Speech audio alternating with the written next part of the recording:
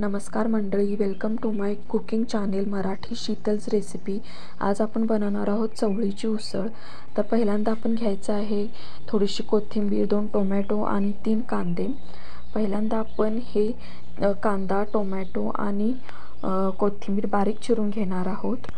उसळीसाठी मी चवळी रात्रभर भिजत ठेवून दुसऱ्या दिवशी सकाळी कुकरमध्ये छान गीर अशी शिजवून घेतलेली आहे।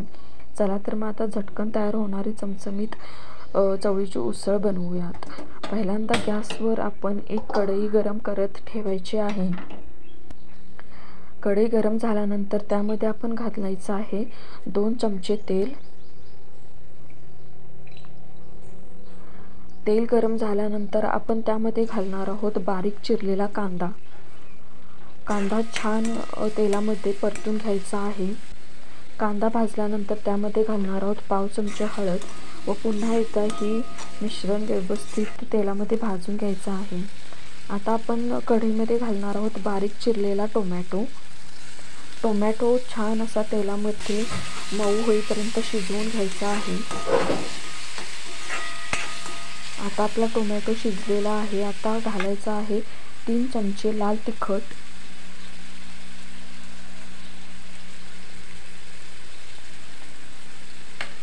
व लाल तिखट व्यवस्थित फोडणीमध्ये भाजेपर्यंत फोडणी परतवत राहायचं आहे।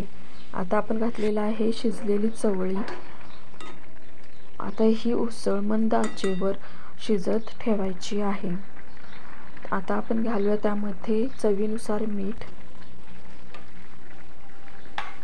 त्यानंतर घालायची आहे बारीक चिरलेली कोथिंबीर व उसळीची चव वाढवण्यासाठी आपण त्यामध्ये घालणार आहोत गरम मसाला।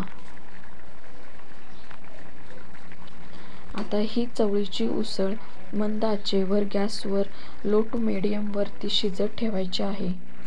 आता तुम्ही पाहू शकता की पाणी पूर्ण आटत आलेलं आहे। पळीच्या सहाय्याने चवळी स्मॅश करून घ्यायची आहे, जेणेकरून ती उसळ आपली छान गीर अशी शिजेल।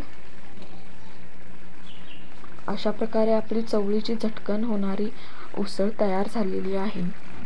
ही उसळ तुम्ही चपाती, भाकरी किंवा भातासोबत खाऊ शकता। मी ही उसळ भाकरीसोबत सर्व केलेली आहे।